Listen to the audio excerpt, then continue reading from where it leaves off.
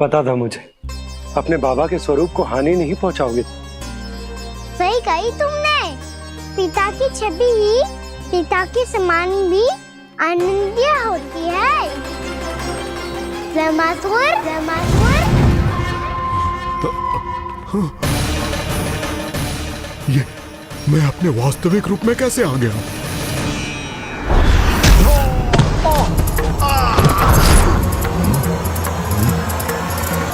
मेरे बाबा का स्वरूप नहीं लेना चाहिए था तुम्हें।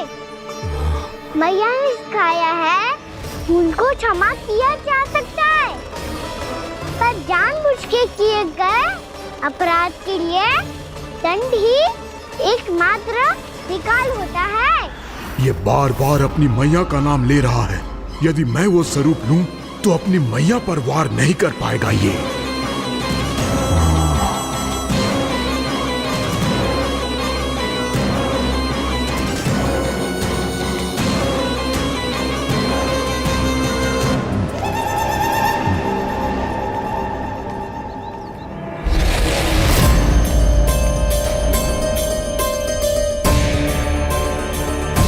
लल्ला, मैं तेरी मैया हूँ। अपनी मैया को मारेगा? बच गया। समझाया था, पर तुमने एक बार फिर से मूर्खता कर ही दी। इस पर तुमने पहले से भी बड़ी और पहले से भी भयंकर भूल किया ब्रह्मासुर।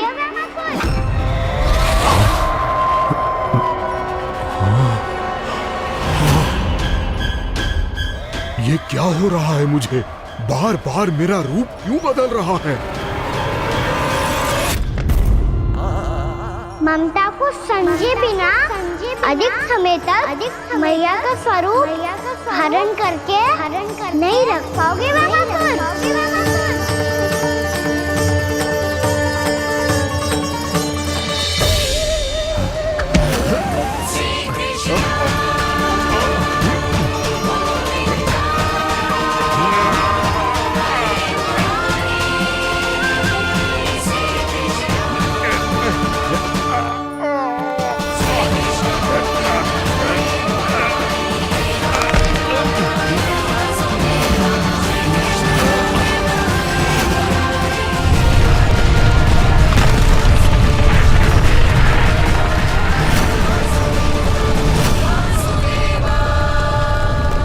प्रभु के क्रोध से धरती भी कांपने लगी है।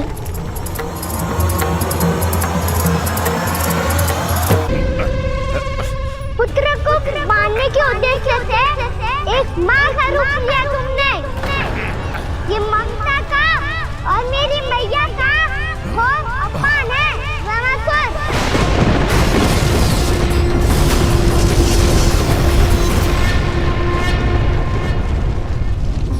इससे पहले इस असुर के कारण निर्दोष प्राणियों का कोई अहित हो, मुझे कुछ करना होगा। यदि मैं माया का स्वामी हूँ तो आप भी बल के स्वामी हो। दाऊ, अपनी क्षमता, अपना सामर्थ्य स्मरण करो।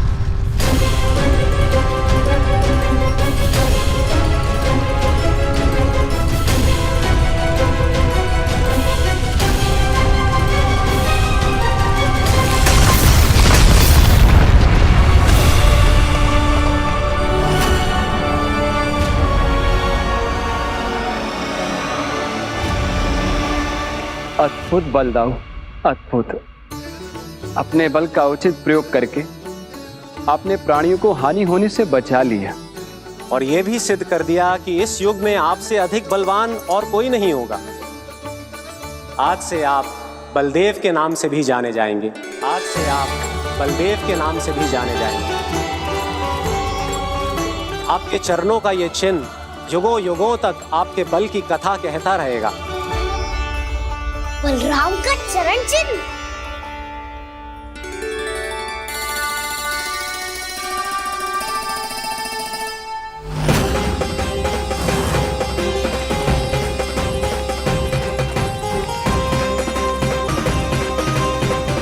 मेरी माया से आज तक कोई नहीं बच पाया है। एक बार मुझे छोड़कर देखो, फिर पता चलेगा कि मैं हूँ कौन। पहले ये तो देख लो कि मैं कौन हूँ।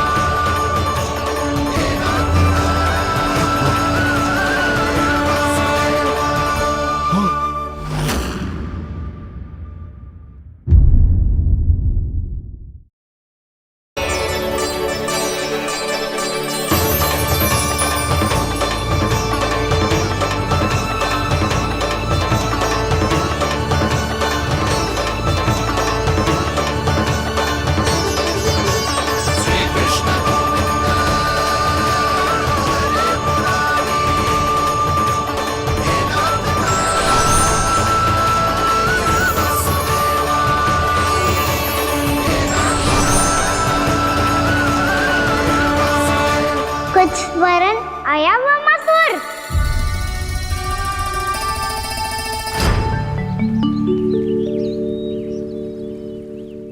बहुत समय पहले की बात है, बहुत बड़े भूमाकर राज करते थे तुम्हें महान राजा भीमम के नाम से जाना जाता था।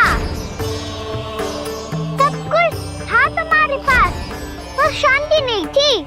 इसीलिए शांति की खोज में अपना संपूर्ण राज अपने पुत्रों को सौंप कर मलय पर्वत की ओर चल दिए।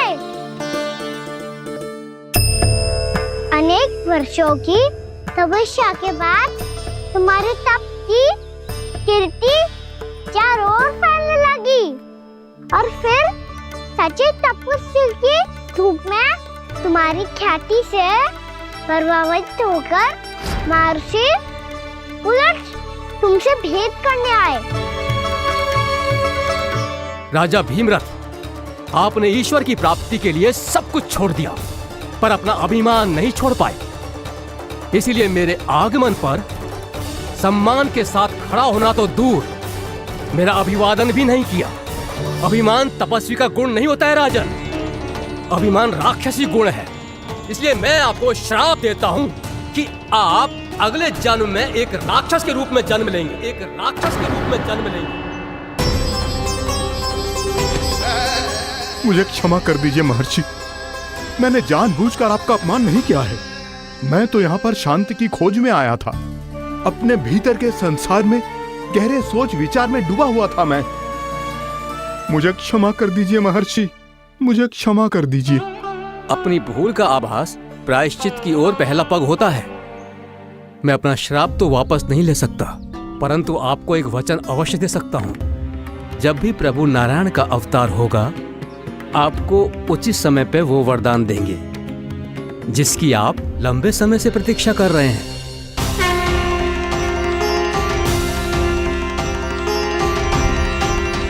प्रभु, आपने मेरी आंखें खोल दी। अब मुझे पता चल गया है कि आप कौन हैं और मैं कौन हूँ। इसलिए आप मुझ पर कृपा करके अपने चरणों में स्थान दे दीजिए। मुझे वो शांति प्रदान कीजिए जिसकी खोज में मैं वर्षों से भटक रहा हूँ। शांति तो मोक्ष में ही है, इसीलिए मैं तुम्हें मोक्ष का वरदान देता हूँ।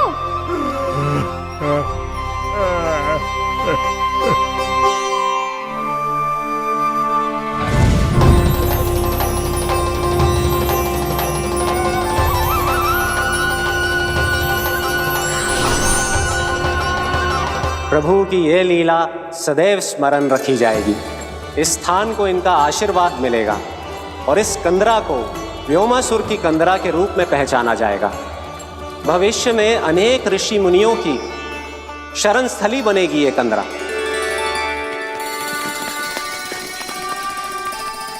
ये कोई साधारण बालक ना है। ऐसा चमत्कार कोई साधारण बालक थोड़ी ना कर सकते हो। तुम सत्य कह रहे थे बलराम। कान्हा सच्ची में भगवान ही है, तभी तो सब देवता इसे बसाने और इसकी ओर से युद्ध करने आते हैं। तुम सब ऐसे आंखें फाड़ के क्यों देख रहे हो मुझे?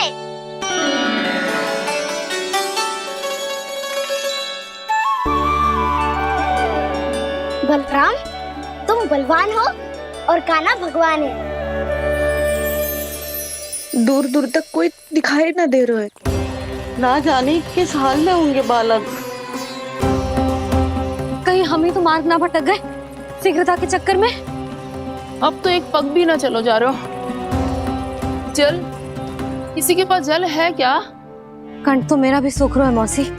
भाभी, निकट ही जमुना जी है, कहूँ तो वहाँ से जल ले आओ। मैं भी जा रही हूँ भाभी, एक से भले दो। हाँ चल, शीघ्रता से आओ। हाँ।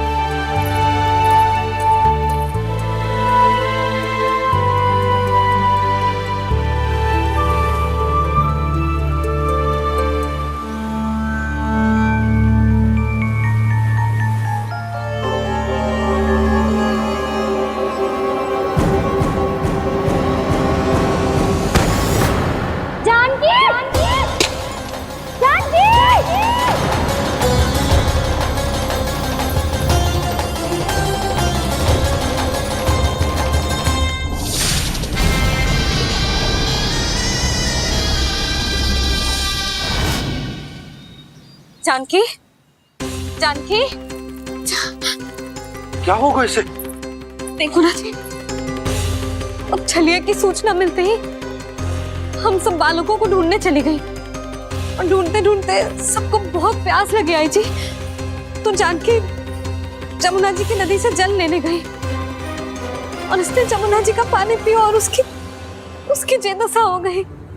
बालक कहाँ है? वो ठीक तो है ना?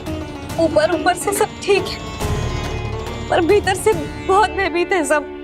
जानकी तो बिल्कुल नीली पड़ गया है, लग तो है विष फैल गया है इसको पूरे तन में। मथुरा के सौ से विदेह जी को बुलाए गए हैं उसके उपचार के लिए।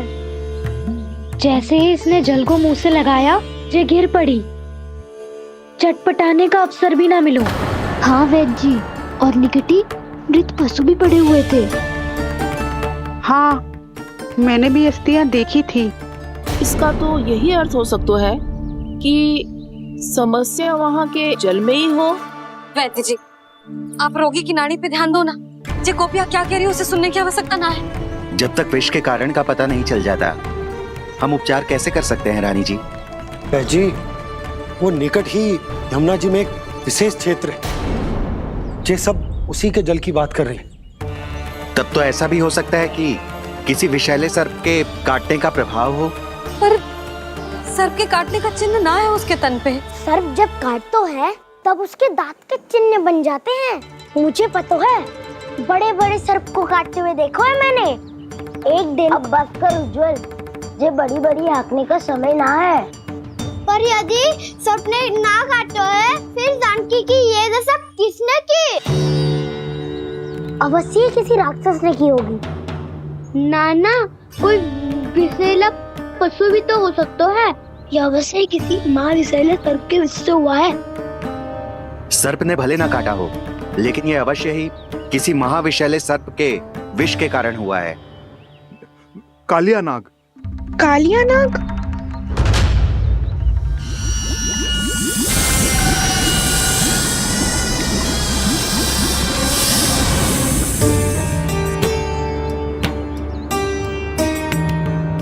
संकेतों से तो ऐसा लगता है कि जानकी ने कालिया नाग के क्षेत्र के विशाल जल पी लियो है। कालिया नाग एक लोक श्रुति है, कल्पना में गढ़ी हुई एक कथा, और कछु न है। हमें जाके पता लगाना पड़ेगा। पर हमें वहाँ जाने से मना किया है ना बड़ों ने। उज्जवल सही कह रहे हो है। इस समय जानकी के स्वार्थ से अधिक महत्वपूर्ण और कछु ना है। जानकी हमारे लिए ही जलाने गई थी जी, ना मैं उसे जाने देती ना जैसा वो तो। वैद्य जी आप शीघ्र कछु करो, कैसे भी कछु भी करो, पर इसके प्राण बचा लो। यशोदा, धैर्य रखो, श्री नारायण पर विश्वास रखो, वो सब ठीक कर देंगे।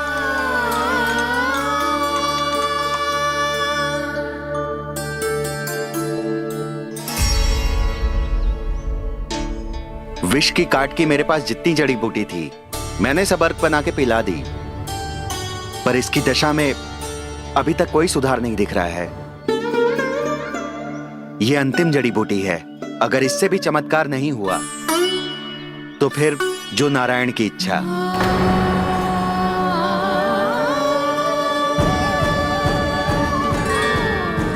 पर कोई तो उपाय होगा जानकी को बचाने का। कान्हा, यदि तुझे किसी औषधि के बारे में पता है हमें बता दे, हम जाके ले आएंगे।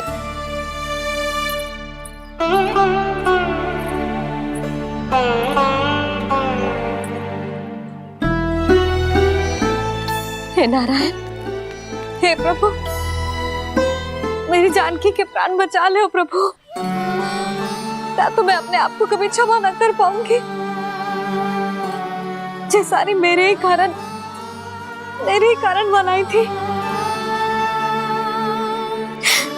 उसकी रक्षा करो प्रभु, मेरी पुकार सुनो। कान्हा, तूने हमें वत्सासुर से बचाया था ना, और बकासुर से भी तो, और छन्ने से भी तो तूने ही बचाया था ना हमें।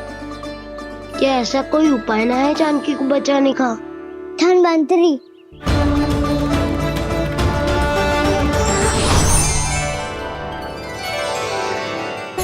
मैं आ गया हूं प्रभु, चिंता मत कीजिए, आपके आदेश का पालन अवश्य होगा। यशोदा मैया,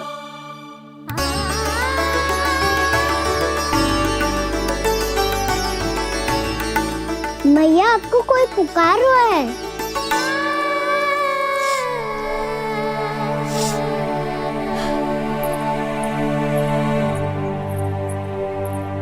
चिंता मत करो मैया, अब धन्वंतरी जी आ गए हैं, वो सब संभाल लेंगे। धन्वंतरी जी कौन है? जिन्होंने संसार का आयुर्वेद दिया, आरोग्य के देवता, वे श्री नारायण के अवतार।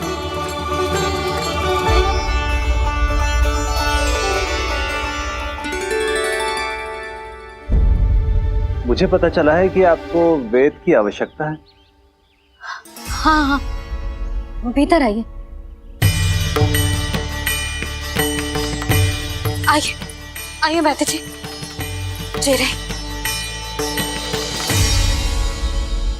मथुरा का सर्वश्रेष्ठ वैद्य अर्थात मैं यहां आ चुका हूं और रोगी को जितनी औषधि की आवश्यकता थी सब दे चुका हूं। निश्चित रूप से आपने विष की काट के लिए बहुत ही उत्तम अर्क तैयार किया है, इसीलिए किसी और वैद्य की आवश्यकता नहीं है। किंतु आप अकेले कितना कुछ करेंगे वैद्यराज, मुझे अपना सहायक ही बना लीजिए। पर जो करना था मैं पहले ही कर चुका हूं। हाँ, वो तो आप कर चुके हैं, बस रोगी के तन से विष निकालना शेष है ना वैद्यराज? हाँ हाँ, बस वही शेष है। इनके रक्त को विष रहित करने में मैं आपकी सहायता करूंगा। पहले ये संजीवनी मानी जाने वाली इन लाल फूलों की बूटी को भी घिसना है ना?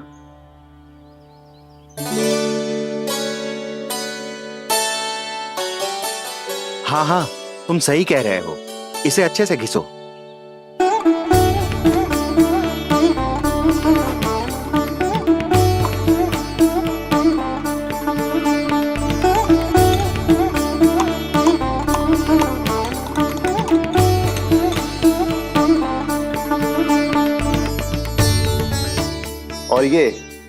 खिले फूलों को भी तो मिलाना है ना। हाँ हाँ, अच्छे सहायक बन सकते हो तुम, ऐसे ही श्रम करते रहो।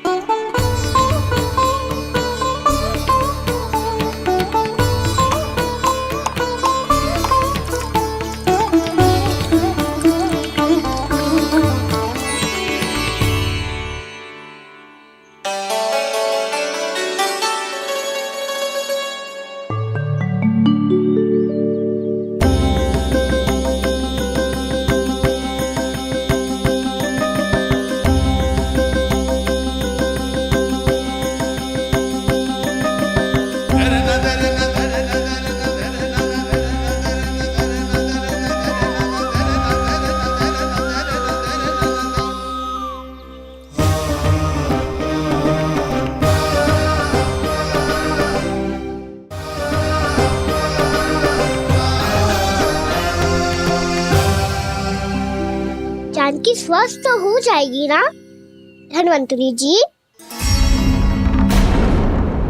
धन्वंतरी?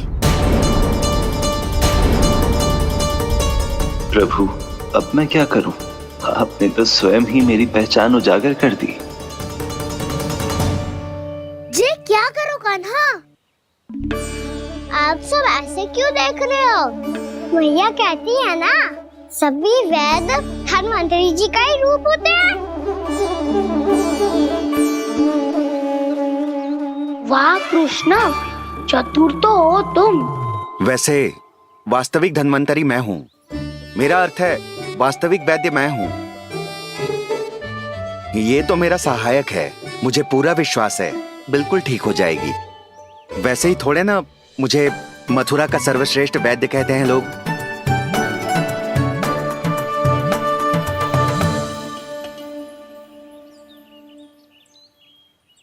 जसोदा भाभी। जसोदा जी, जानकी को चेतना आ गई।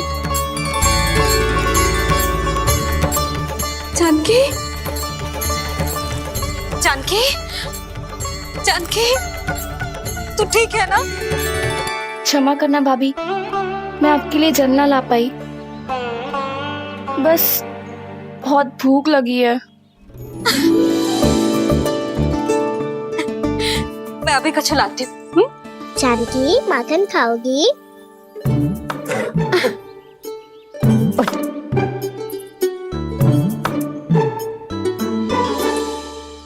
आजा, तू ही खिला दे लल्ला।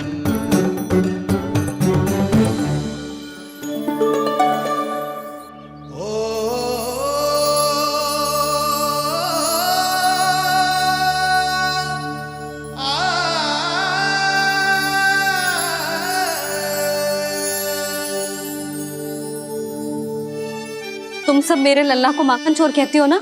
आज देखो, अपना ही माखन जानकी को खिला रहे हो।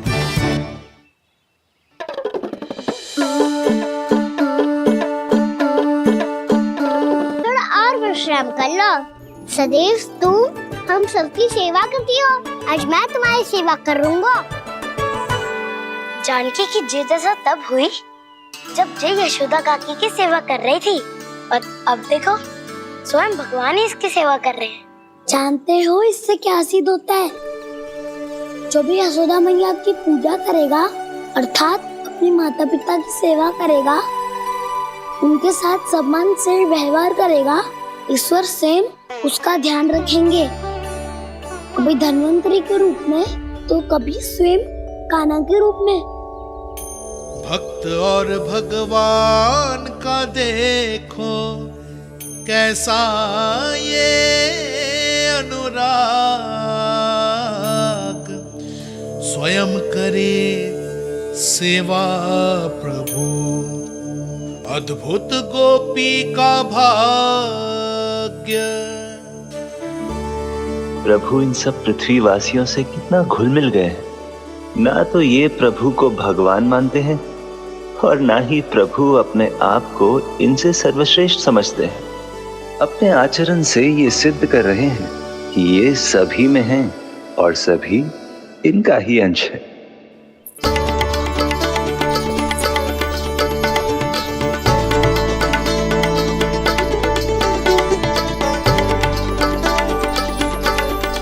प्रभु, अब मुझे जाने की आज्ञा दीजिए।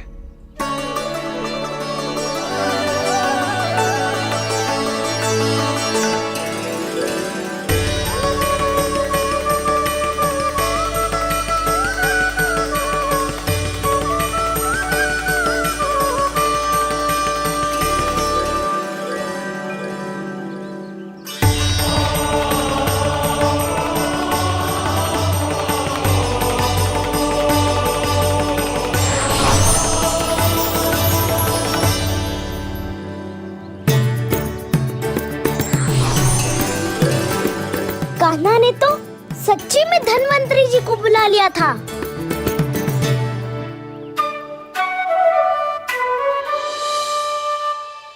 जब से कान्हा का जन्म हुआ है ना, मैं तब से देख रही हूँ, तब से हम पे कोई भी संकट आती है ना, तो अचानक से कोई अपरिचित हमारी सहायता करने आ जाता है। और जाते समय कान्हा की आज्ञा लेके जाते है, और कभी कभी तो इसे प्रभु बोल के जाते है। बाबा संभालो।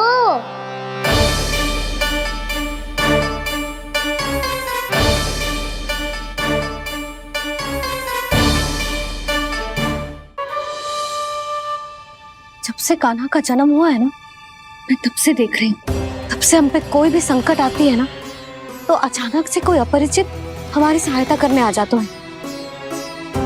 और जाते समय कान्हा की आज्ञा लेके जाते है, और कभी कभी तो इसे प्रभु बोल के जाते है।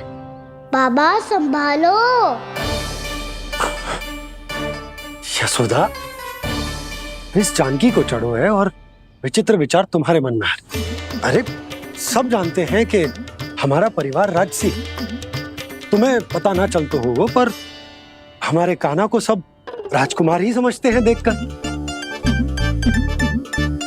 इसीलिए उसे सम्मान देने के लिए सब ऐसा ही करते हैं, और कोई बात ना है।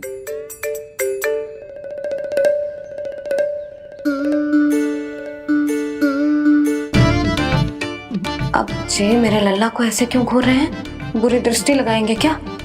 वैद्यराज जी, आपके सहायक तो गए, अब आप यहाँ क्यों हो? वो क्या है ना, मैं अपने रोगी का निरीक्षण करके पूरी तरह से संतुष्ट होकर ही जाता हूँ।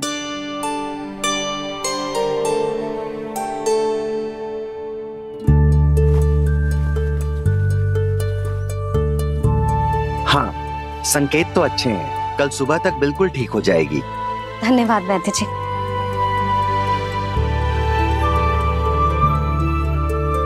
बस तो फिर हम कल पकड़न पकड़ाई खेलेंगे जानकी।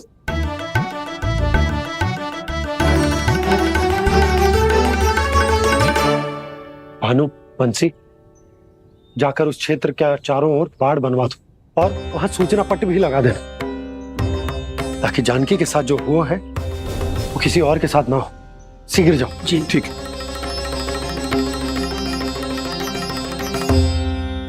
बाड़ और सूचना पट लगवाने से समस्या का समाधान नहीं होगा बाबा। निर्दोष पशु सूचना पट देखकर भी कुछ समझ नहीं पाएंगे।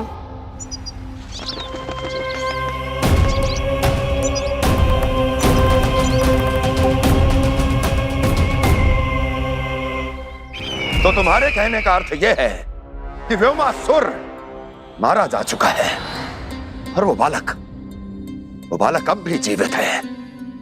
हाँ महाराज, मैंने गोप बालकों को कहते सुना था कि कृष्ण ने छलिया को मोक्ष दे दिया है, पर वृंदावन सुरक्षित नहीं है महाराज।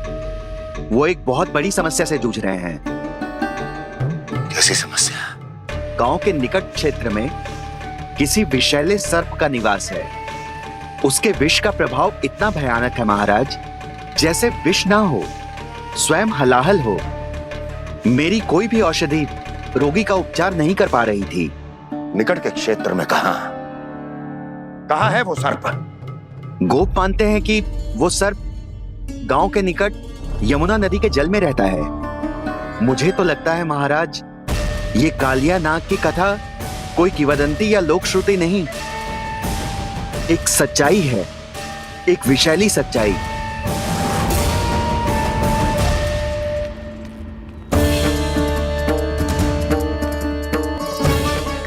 का सामना करने का समय आ गया है, पर उससे पहले मुझे बुलाना होगा उन्हें।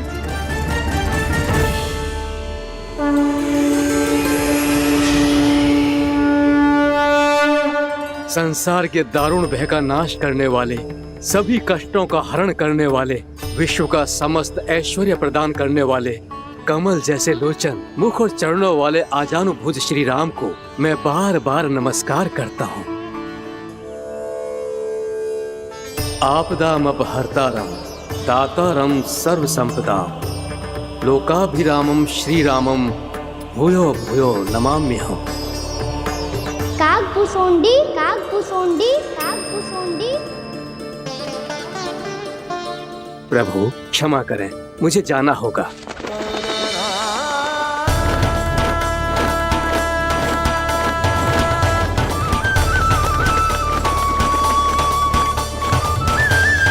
प्रणाम प्रभु। अनेक बार मैं आपके दर्शनों के लिए आया प्रभु।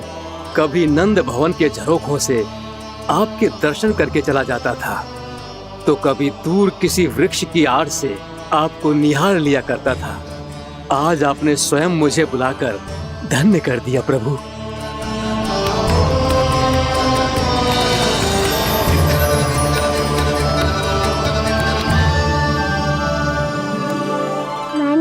यहाँ एक विशेष कारण से बुलाया है। आपके श्राप से इस कालिया नाग को मुक्त करने का समय आ गया है। ये तो बहुत ही उत्तम समाचार है प्रभु। इतने वर्ष बीत गए, मुझे आज भी स्मरण है वो दिन जब मैंने उन्हें श्राप दिया था। अपने क्रोध पर नियंत्रण खोकर बहुत बड़ी भूल कर दी थी मैंने प्रभु। बीती हुई घटनाओं पर दुखी होके कोई लाभ नहीं है। हमें भविष्य की ओर देखना होगा।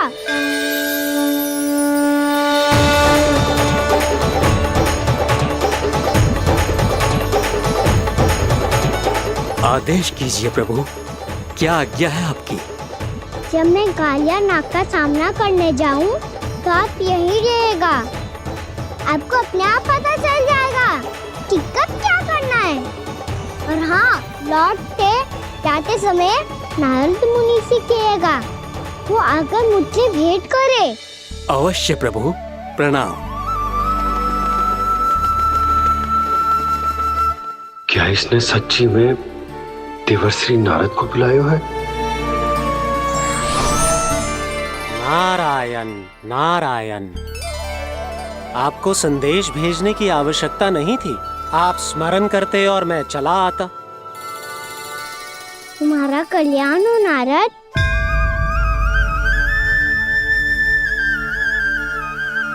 मैंने तुम्हें एक विशेष कार्य के लिए बुलाया है। आज्ञा दीजिए प्रभु। तुम्हें एक बार फिर कंस से भेंट करनी होगी। विचार कीजिए महाराज। क्या आप बिना किसी शंका के कह सकते हैं कि कौन सी पंखुड़ी पहली है और कौन सी आठवीं? उस दुष्ट से भेंट करना स्वयं कीचड़ में उतरने के समान है प्रभु। कमल पुष्प प्राप्त करना हो तो कीचड़ में उतरना पड़ता है नारद। आपका आदेश तो मैं स्वप्न में भी नहीं टाल सकता प्रभु। कंस कालिया नाग के बारे में जान गया है, पर वो उसका सामना करने का साहस नहीं कर पाएगा। मैं आतुर हूँ प्राप्ति, मूर्ख नहीं। मेरी बुद्धि फिर नहीं गई है। मैं स्वयं उस कालिया जैसे महाविषैले सर्प के सामने खड़ा हो जाऊं और अपने ही काल को आमंत्रित कर लूं। तो फिर अपने लाभ के लिए उसका प्रयोग करने का कोई और उपाय सोचिए स्वामी। कुछ ऐसा कीजिए कि यमुना नदी का पूरा जल विषैला हो जाए और वृंदावन वासी उसका उपयोग करे, और आपका काल कहलाने वाला वो बालक स्वयं काल के गाल में चला जाए। उत्तम उत्तम सुझाव है प्राप्ति। अब मुझे उस कालिया तक पहुंचने का मार्ग ढूंढना होगा। उसको विवश करने का कोई उपाय ढूंढना होगा, क्योंकि व्यक्तिगत रूप से उससे भेंट करना असंभव है। असंभव। आप सही कह रहे हैं प्रभु। कंस में उतना सामर्थ्य नहीं कि वो कालिया नाग का सामना स्वयं कर सके। वैसे तो कालिया गरुड़ देव का भी सम्मान नहीं करता, तो फिर वो कंस का सम्मान क्यों करेगा भला? नहीं करेगा, पर कंस तुम्हारा सम्मान अवश्य करेगा। नारद तुम्हारी बातें भी सुनेगा और मानेगा भी।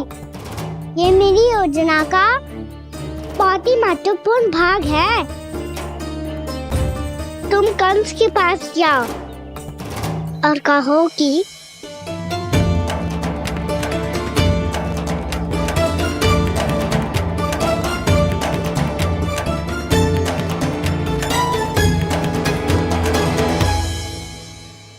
संतान अपने माता पिता को तीर्थ का सौभाग्य दिलाती, और मेरा लल्ला कितना महान कि उसने हमारे घर को ही तीर्थ बना दिया। ऐसा तीर्थ जहां मेरी आंखों के सामने भक्त और भगवान का मिलन हो रहा है। जो आज्ञा प्रभु।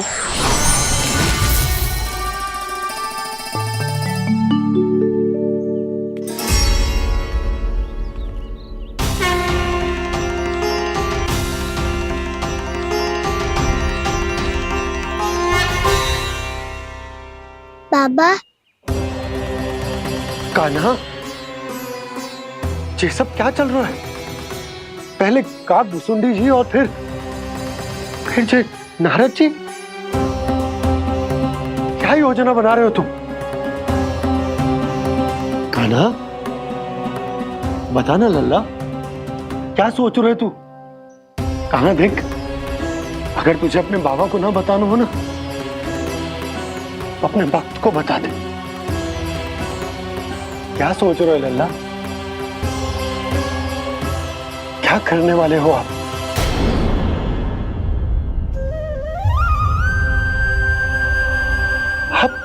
आप इतने दुखी क्यों हो? कान्हा, कान्हा, क्या होगा? क्योंकि मुझे आभास हो गया है बाबा, समय आने वाला है। कौन सा समय आने वाला है लल्ला? शीघ्र सब कुछ बदलने वाला है। भैया को मेरा सत्य पता चल जाएगा बाबा।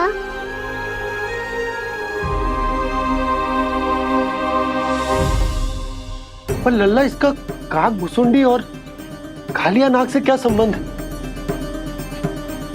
ऐसा क्या हुआ था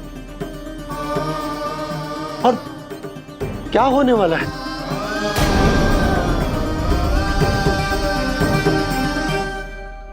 जो होने वाला है बाबा, उसका संबंध उससे है जो सैकड़ों वर्ष पहले हुआ था। महर्षि भृगु के एक वंशज थे, वेद शिरोमणि, जो विंध्याचल की पहाड़ियों में साधना कर रहे थे। तभी वहाँ अश्वशिरा नाम के एक दूसरे मुनि आमंत्रण के बिना ही आ गए। कितना सुंदर और शांतिपूर्ण आश्रम है। यहाँ प्रभु की साधना करने में बहुत आनंद आएगा। शीघ्र ही अश्वशिरा मुनि उपस्थिति के कारण होने वाले व्यवधान से बाध्य होकर वेद शिरा मुनि ने अपनी आंखें खोली। कौन हो तुम और यहाँ क्या कर रहे हो? आपके आश्रम में बहुत शांति है मुनिवर। साधना करने के लिए बहुत ही उत्तम स्थान है ये। मैं चाहता हूँ कि मैं भी यहाँ। आप यहाँ साधना करना चाहते हैं, लेकिन इतना भी नहीं जानते कि किसी के आश्रम में प्रवेश करने से पहले उसकी आज्ञा लेनी चाहिए। आप ये भी नहीं जानते कि यदि कोई यज्ञ कर रहा हो तो बिना अनुमति के वहाँ प्रवेश करने से उसकी यज्ञ साधना भंग हो सकती है। आप क्या साधना करेंगे मुनि? आप तो साधना के योग्य ही नहीं हैं। इतना अपमान! एक मुनि के मुख से इतने कड़वे शब्द शोभा नहीं देते।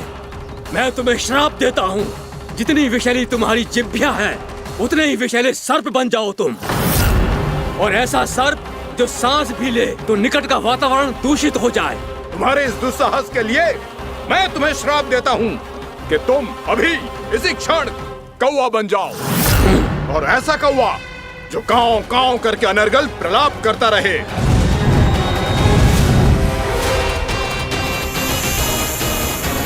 ये मैंने क्या किया? ये मैंने क्या किया? क्रोध के कारण दोनों ने एक दूसरे को श्राप दे दिया। पर दोनों ही मेरे भक्त थे और भगवान होकर मैं अपने भक्तों को इतनी कठिनाई में कैसे देख सकता था। इसीलिए जिस संकट में उन दोनों ने अपने आप को फंसा लिया था, उसका समाधान करने में मैं उनके पास गया। देखिए ना प्रभु, ये क्या हो गया हमसे?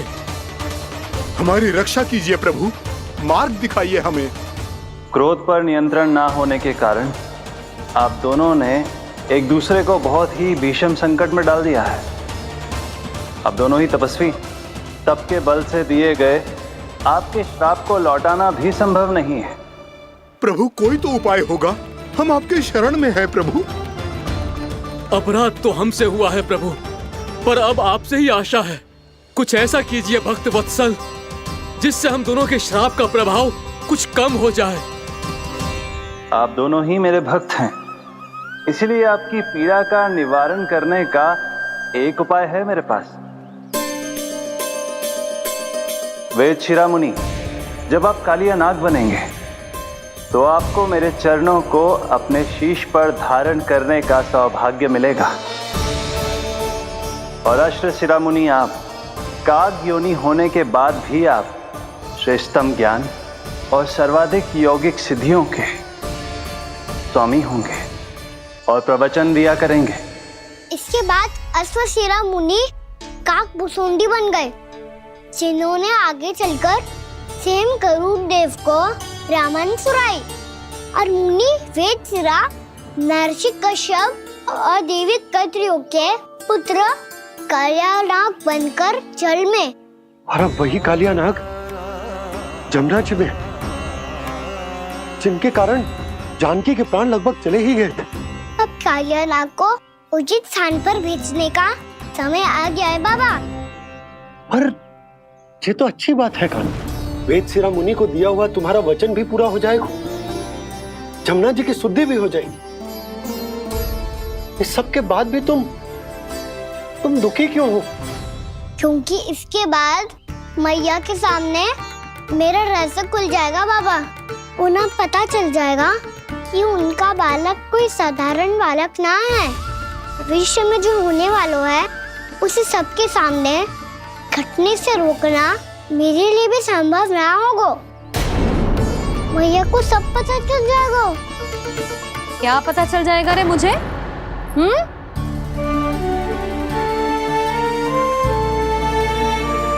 यही कि सबसे अधिक प्रेम मैं आपसे ही करता हूँ।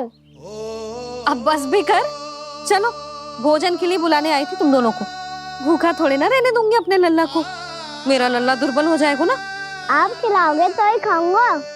हाँ ठीक है, मैं ही खिलाऊंगी। अब चल, आओ जी, चल।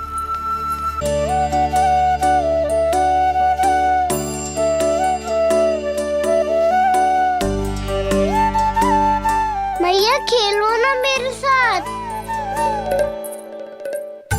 मैया सुनो ना, मेरी बात ना मानोगी? अभी बहुत कार्य पड़े लल्ला, देख जानकी को औषधि भी देने जानो है ना। औषधि मैं दे दूंगा, फिर तो खेलोगी ना आप मेरे साथ। पिछले कुछ दिनों से अपनी मैया का अधिक से अधिक प्रेम पाने का प्रयास करो है कान्हा। इसका तो एक ही अर्थ हो सकता कि कछु बहुत बड़ो होने वालो है। कान्हा रुक जा लल्ला। कान्हा क्यों तंग कर रहा है? मैया को पहन लेना। कान्हा, कान्हा, ये क्या करो तूने?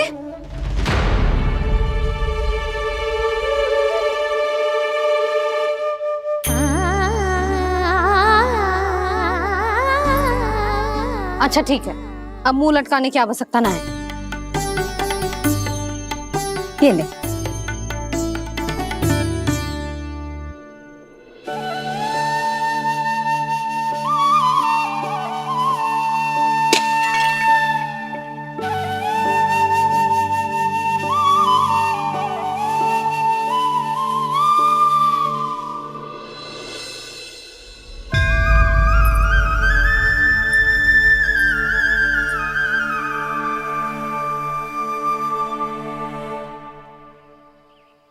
तंग करे मैया को खिजाए, खेले रूठे मनाए, लीला अनोखी करके शरारत, कान्हा दंड भी पाए।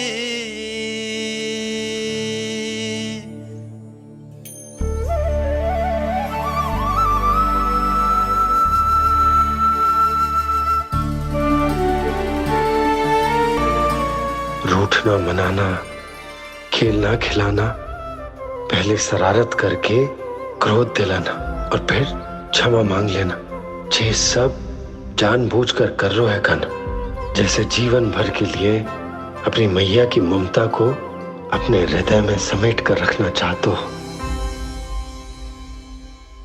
कैसे कैसे करूं उस कालिया से मित्रता, कैसे करूं उसका उपयोग?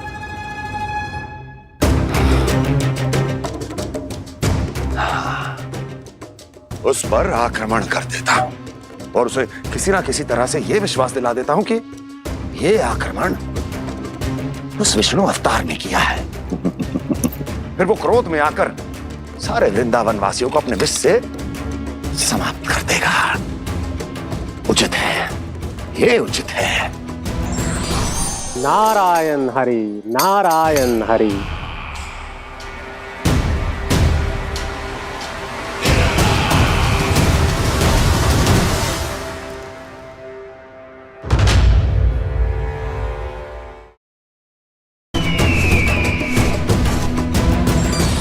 नारायण हरि, नारायण हरि।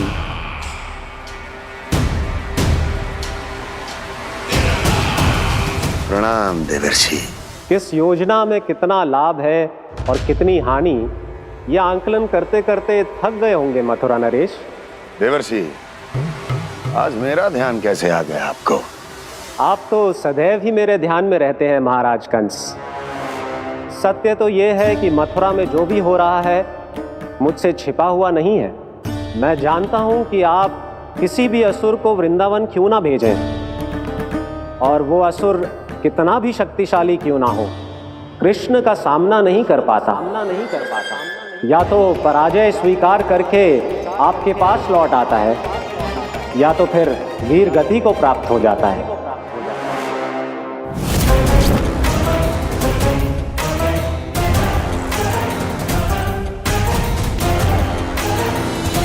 वाह, मुझे मेरी असफलताएं स्मरण कराने आए हैं, मेरे घाव को खुरेदने आए हैं, उन पे नमक छिड़कने आए हैं। मित्र को शत्रु समझने की भूल मत कीजिए महाराज कंस। मैं तो आपकी सहायता करने आया हूं। हाँ, और मेरी सहायता। कृष्ण विष्णु अवतार है, आप विष्णु के भक्त हैं। मैं हूं विष्णु द्रोही, फिर भी तो आपके आराध्य को हानि पहुंचाना चाहता है, उसकी सहायता करना चाहते हैं आप। क्या आप निश्चित रूप से कह सकते हैं कि आप ब्रह्मांड के सभी नियमों को अच्छी तरह समझते हैं? अवश्य। आपके लिए बस इतना ही जानना पर्याप्त होगा कि मैं जो कुछ भी कर रहा हूं उसके लिए मेरे व्यक्तिगत कारण हैं। मैं तो बस आपके हित में पिछली बार की तरह एक सुझाव लेके आया था, पर यदि आप मेरा सुझाव सुनना भी नहीं चाहते तो आपकी इच्छा। नारायण हरि, नारायण हरि। कारण चाहे जो हो, इनके पिछले सुझाव के कारण ही आज मेरे शत्रुओं की संख्या कम है। अन्यथा मैं देवकी के अन्य पुत्रों को भी जीवित छोड़ देता, और आज वो सब अपने भाई के साथ मिलकर उसकी शक्ति को अनेक गुणा बढ़ा देते। ठहरिए देवऋषि,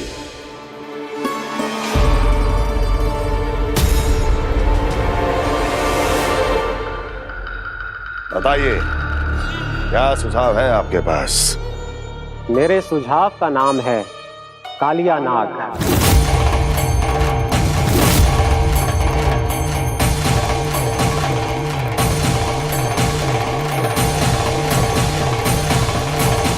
उसके विषय में मैं जानता हूं देवर्षि। उस समस्या ये है कि मैं स्वयं उससे मिलने नहीं जा सकता, उससे भेंट नहीं कर सकता। उस कृष्ण की हत्या के लिए उसको वृंदावन जाने के लिए तैयार नहीं कर सकता। तो मत जाइए उसके सामने और ना उसे भेजिए कृष्ण के सामने। हर बार आप किसी न किसी असुर को अपने शत्रु के क्षेत्र में भेजते हैं, जहां शत्रु उसका सामना करने के लिए पूरी तरह से तैयार होता है और आपका असुर मारा जाता है। इस बार शत्रु को युद्ध स्थल चुनने का अवसर मत दीजिए महाराज। इस बार योजना का जाल ऐसे बुनिए कि कृष्ण स्वयं उसके पास जाने के लिए विवश हो जाए। कालिया नाग स्वयं काल है, मृत्यु का दूसरा नाम है। उसके विष का उपयोग अपने लाभ के लिए कीजिए महाराज। वैसे कालिया के विष की अधिकता का अनुमान तो होगा ही आपको।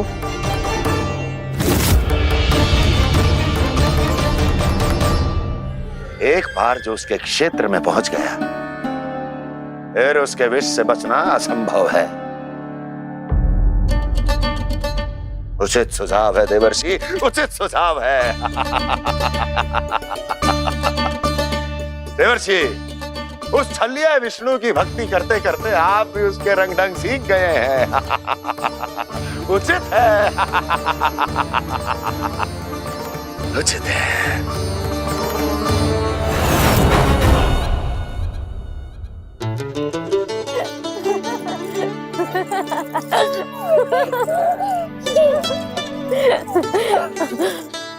बस बस, बहुत आनंद ले लियो लल्ला।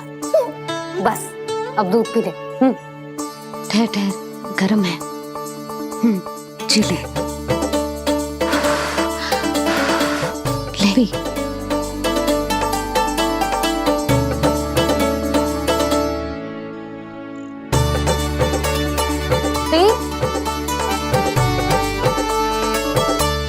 मैं ना होती तो ना जाने क्या हो तो तेरा। अपने आप दूध भी ना पी सकते है, भावला कहीं का। आपकी इस प्रेम के लिए तो मैं धरती पे आया हूँ मैया। मैं भी यही सोच रहा हूँ यशोदा कि तुम ना होती तो मेरा क्या होता। इसी बात पे थोड़ा दूध और कजू खाने को दे दो। अरे मैं तो भूल ही गई। तनिक ठहर जाओ जी, दूध पी लेना तो आपके लिए भी कछु ले आती।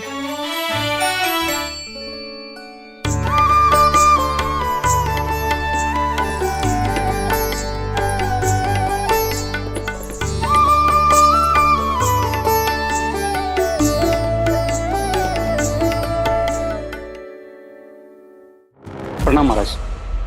आपकी आज्ञा के अनुसार बिल्कुल वैसा ही पत्र तैयार किया है जैसा आप चाहते थे।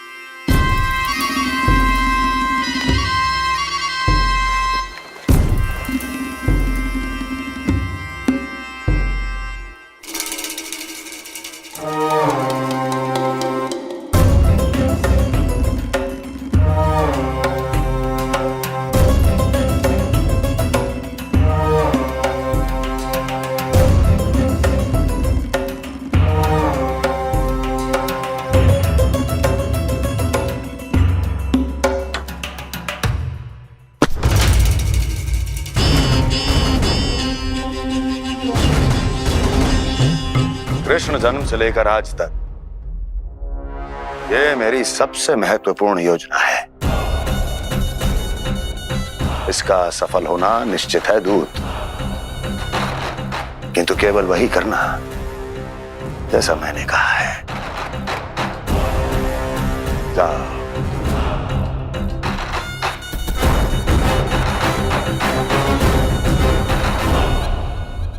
कान्हा,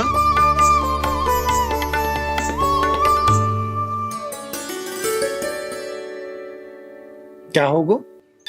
बाबा मैं चाहता हूँ कि मैया की ममता क्रिस्टल फ्रेम की वर्षा मुझ पे सरते ऐसे होते रहे। वो तो होती रहेगी लल्ला। अपने लल्ला के लिए किसी मैया का प्रेम कभी कम हो सकता है भला? नंदराज, वो मथुरा से एक दूत आयो है महाराज कंस का राजपत्र लेके।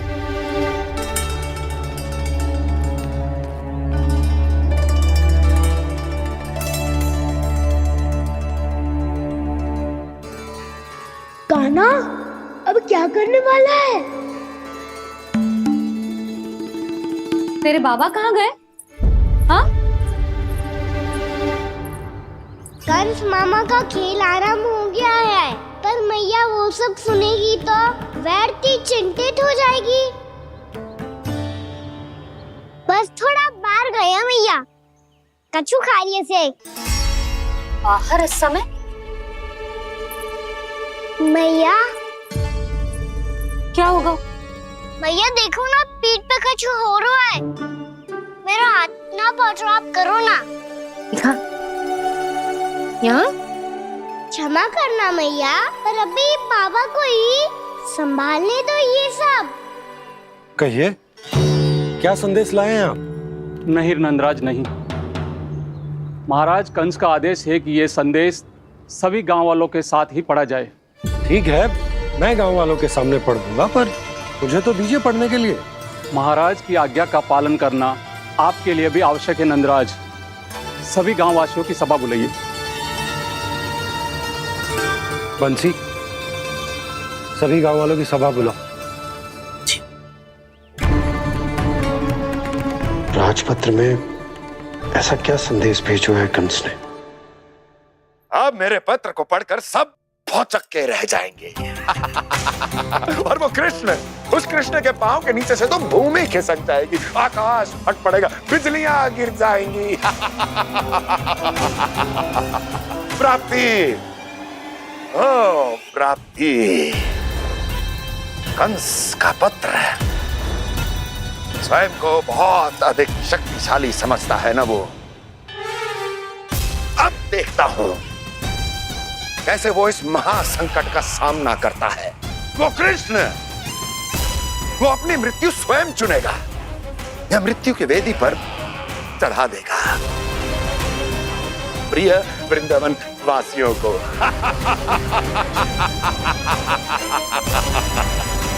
अब आएगा आनंद प्राप्ति, अब आएगा आनंद। सबको इकट्ठा करवा के ही पढ़वाएगो। अवश्य ही कोई विशेष संदेश दिया होगा कंस ने। मैं भी यही सोच रही हूँ सुलक्षणा जीजी, कछु ना कछु तो विशेष है, पर जे हो क्या सकता है? हाँ, बात तो सही है। ऐसा क्या हो सकता है? सभी गांव वासियों के सामने कहा जाए, कछु तो विशेष अवश्य लग रहे हो। बाहर तक कोलाहल क्यों हो रहा है? मैया, मैया, अब क्या होगा?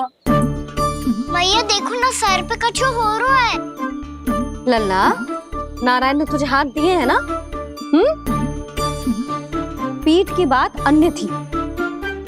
अपने सिर की सेवा स्वयं कर। सर पे तो हाथ पहुंच रहा है ना?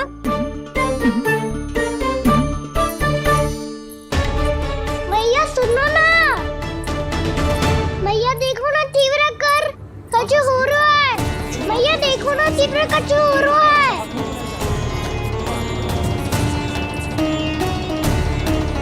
सब लोग आ चुके हैं, अपना संदेश सुनाइए आप।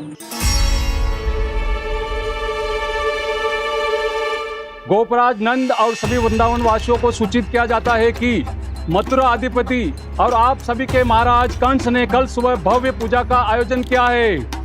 इसके लिए राज्य को वृंदावन के क्षेत्र के निकट यमुना नदी के मध्य में खिलने वाले 1 कोटि कमल के पुष्पों की आवश्यकता है।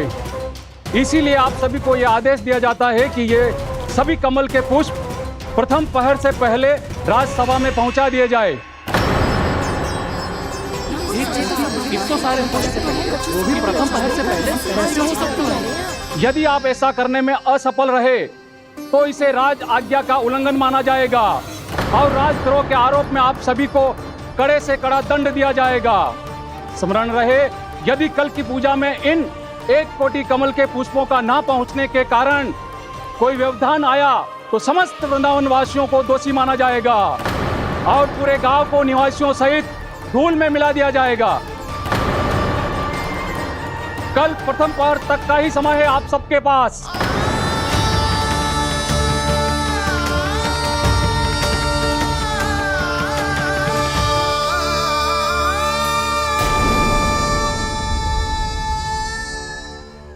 कमल पुष्प, वो भी कल प्रथम प्रहर में? ऐसे कैसे संभव है? और कोई साधारण पुष्प ना, यमुना नदी के मध्य खिलने वाले विशेष कमल के फूल चाहिए उन्हें। लेकिन यमुना नदी में तो कालिया नाग ने विष घोल के रखा है, तो फिर कैसे हो पाएगा? यह संभव है। हमारी मृत्यु का संदेश भेजा है राजा कंस ने।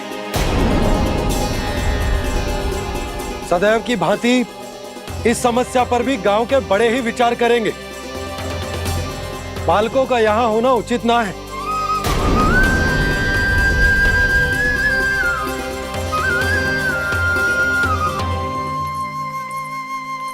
लल्ला ले, जे गेंद ले, जा अपने सखाओं के साथ खेल। सुबह उज्जवल, मधुमंगल वसंता, देखो मैया ने क्या दिया है।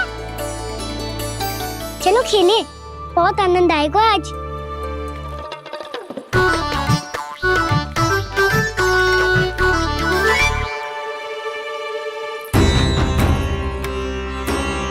भानु, बंसी, जाओ और शीघ्र ही वो घेरे का कार्य समाप्त करो।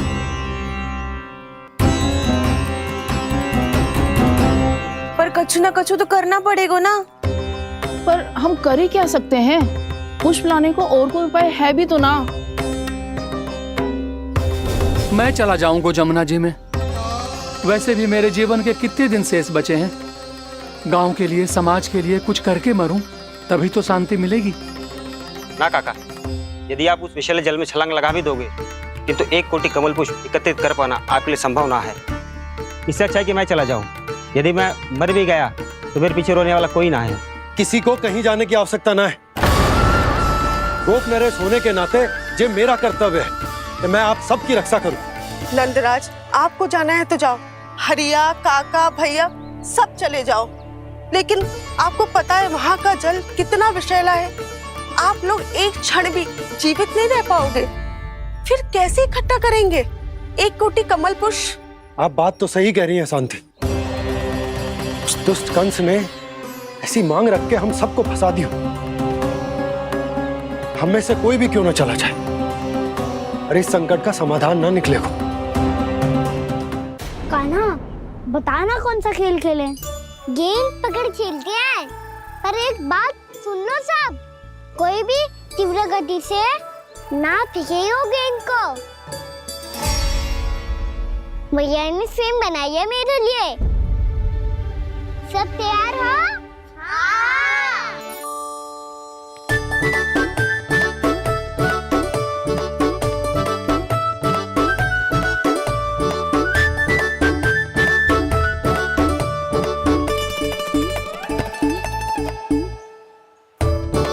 मुझे दो।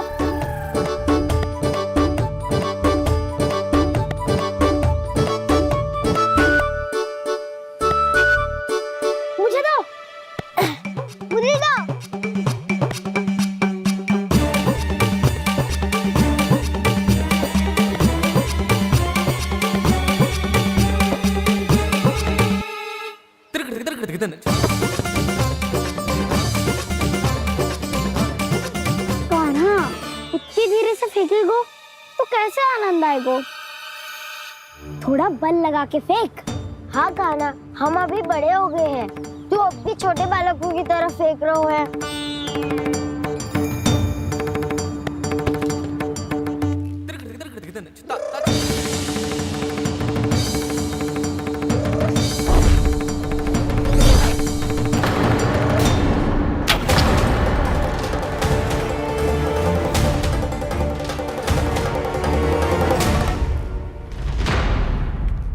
दीदी, ये क्या करो कान्हा? गेंद तो डूब गई।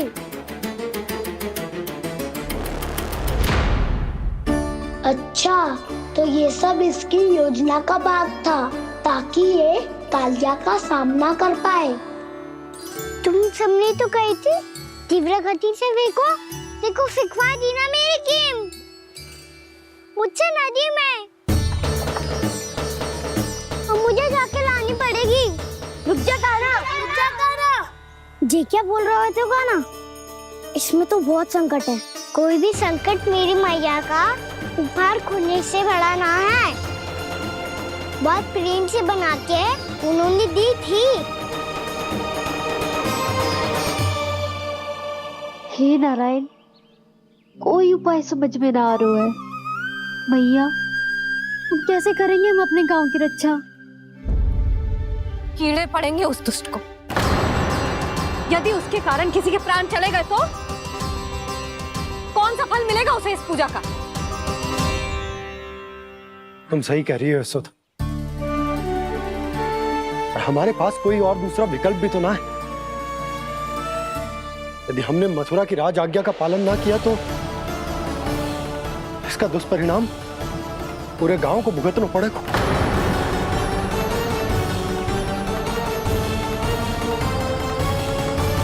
कान्हा, तुम्हें पता है कि तो भगवान है, दिव्य है, बहुत शक्ति है तुझमें, पर फिर भी हम तुझे विषैले जल में ना जाने दे सकते। कुछ होगा तो तुम सब इतनी हट कर रहे हो तो ठीक है, ना जाऊंगा। गेंद कहाँ गिरी है, कितनी दूर गई है, ये तो देख लूं, ताकि उसे बाहर निकालने का कोई उपाय ढूंढ पाऊं।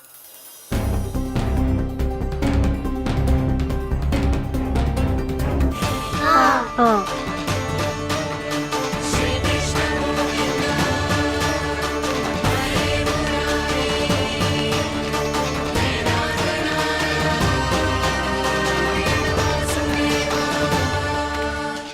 कान्हा की ये लीला तो समझ ही नहीं आ रही।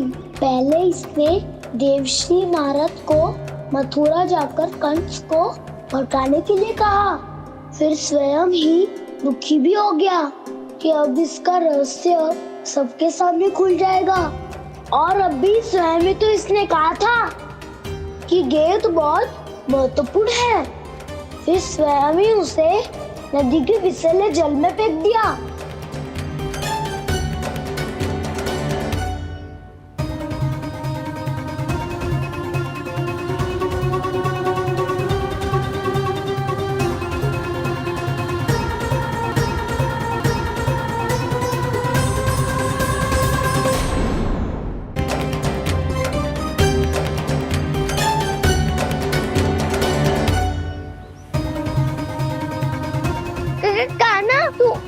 ऊपर क्यों चढ़ रहा है?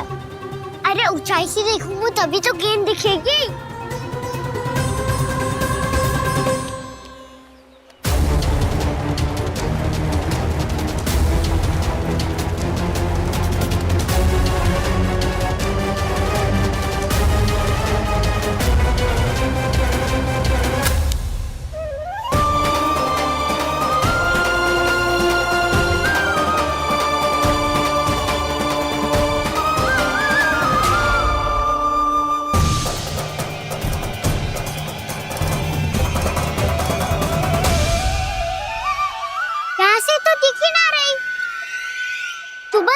से फेंकी थी ना?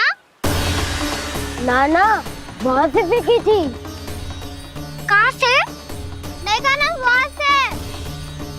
समझ ना आ रहा, ठीक बताना कहाँ से फेंकी थी?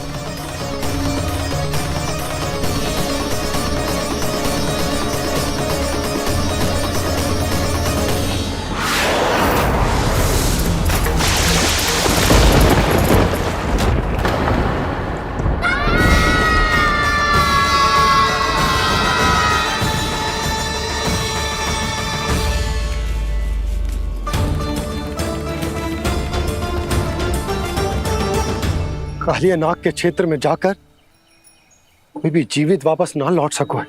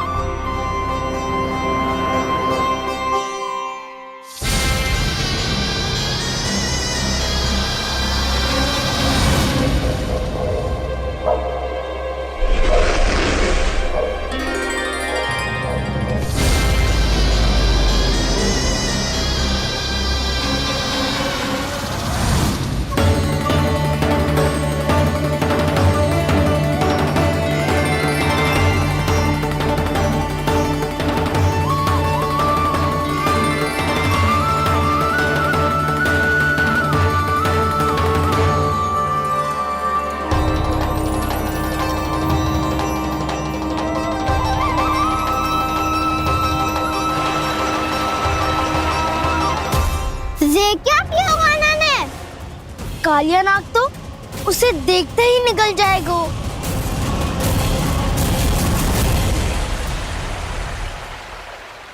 तो आरंभ से अब तक सब कुछ उसकी लीला का ही भाग था।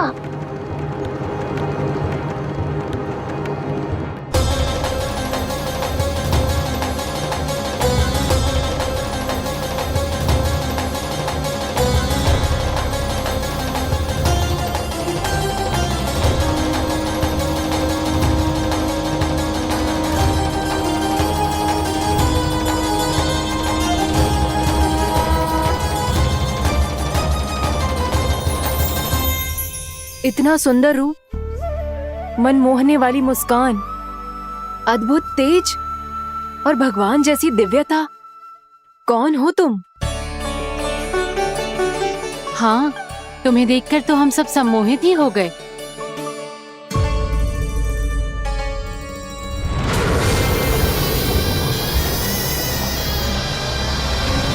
तुम जो भी हो बालक, वापस लौट जाओ। हमारा हृदय तुम्हें ही देखते रहना चाहता है, किंतु यदि हमारे पति जाग गए तो तुम्हें अवश्य हानि पहुंचाएंगे। ये बहुत विषैले है बालक, कालकोट जैसे भयानक। इनके विष से तुम नहीं बच सकोगे।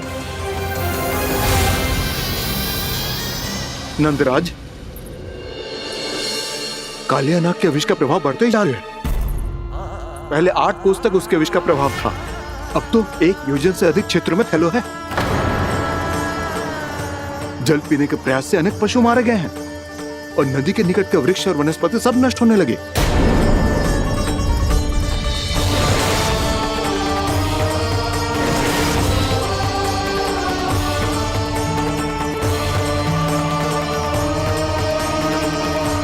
इनके विष की तीव्रता इतनी अधिक है बालक कि इनके संपर्क में आने वाले को तड़पने का भी अवसर नहीं मिलता। इनके विष की अग्नि क्षण भर से भी कम समय में प्राण वायु को जलाकर राख कर देती है।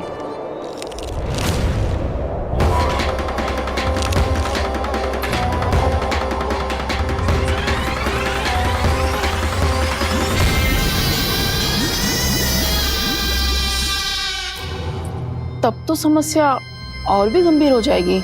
मैंने तो सुनो है कि कालिया नाग कम से कम 2 योजन लंबा है, सैकड़ों फन है उसके।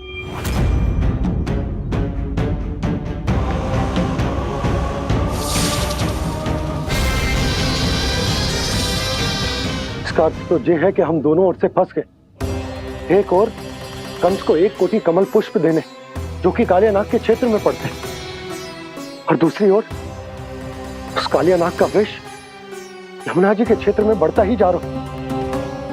इसके कारण हम ही नहीं, निर्दोष पशु पक्षी भी संकट में। इन दोनों समस्याओं का एक ही समाधान है, उस कालिया नाग का सामना करना। और ये ना समझ आ रहा कि हम ये करेंगे कैसे, क्योंकि ये बात साधारण मनुष्य के बस की ना है। हमारे लिए ये असंभव है।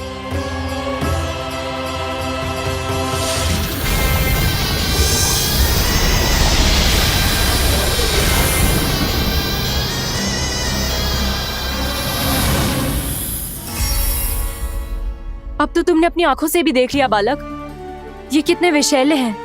नींद में भी विष उगलते हैं। इससे पहले कि तुम्हें कुछ हो जाए, चले जाओ यहाँ से, मान लो हमारी बात।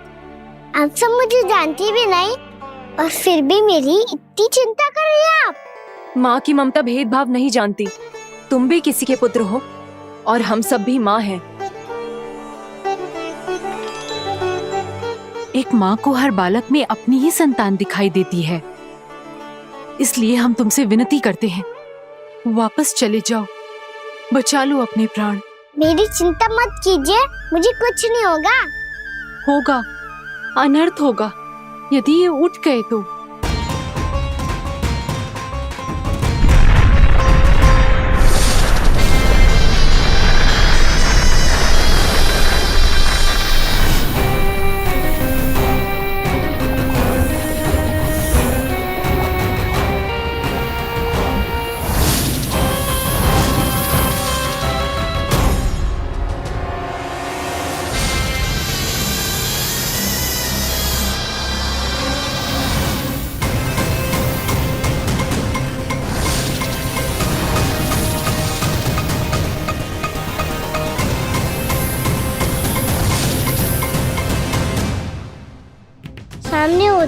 भी अपने इश्क को केवल वही देख सकता है जो अपना अभिमान त्याग चुका हो।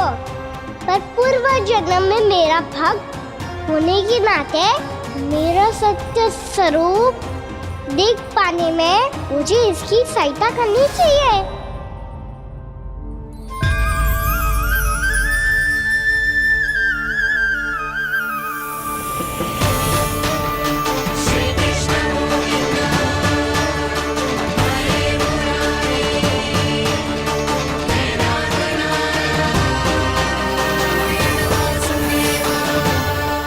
देखो हमारा छोटा सा कान्हा कैसे डट के खड़ा हुआ है, इतने विशालकाय, इतने महाभयंकर सबके सामने।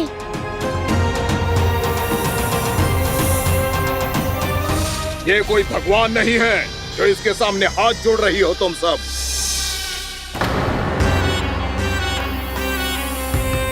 एक सामान्य साधारण बालक है ये, जो ये तक नहीं जानता कि इसके सामने है इसका काल, कालिया।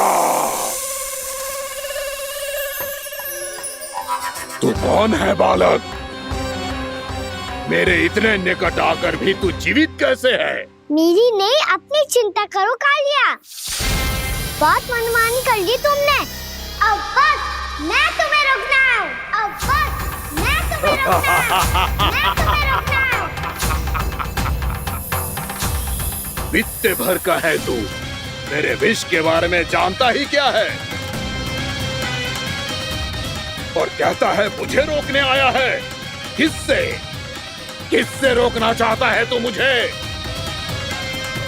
मुझे क्रोध दिलाने की भूल मत कर बालक।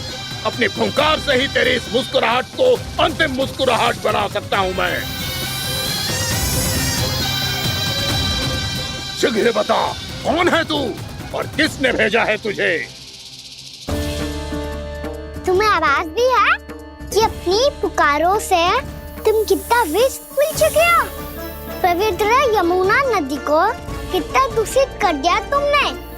और यही नहीं, तुम्हारे कारण निकट के जीव जंतुओं, वृक्ष, वनस्पतियों सबको हानि पहुंच रही है।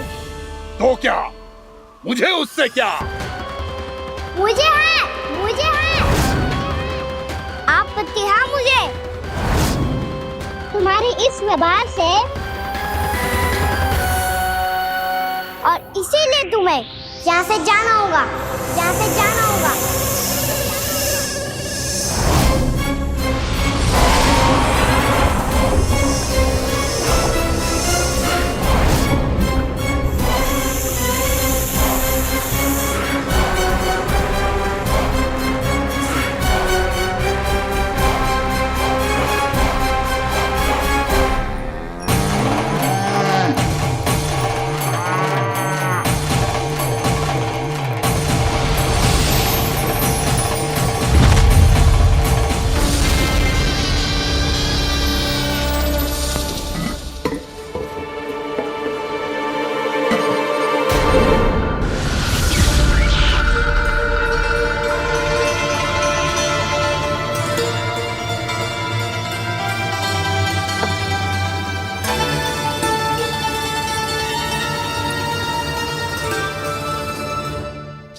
मुझे आदेश देने का साहस भी कैसे किया तूने? इस क्षेत्र को मैंने अपना राज्य बनाया है, मेरा परिवार रहता है यहाँ, और तू मुझे यहाँ से जाने के लिए कह रहा है? हाँ?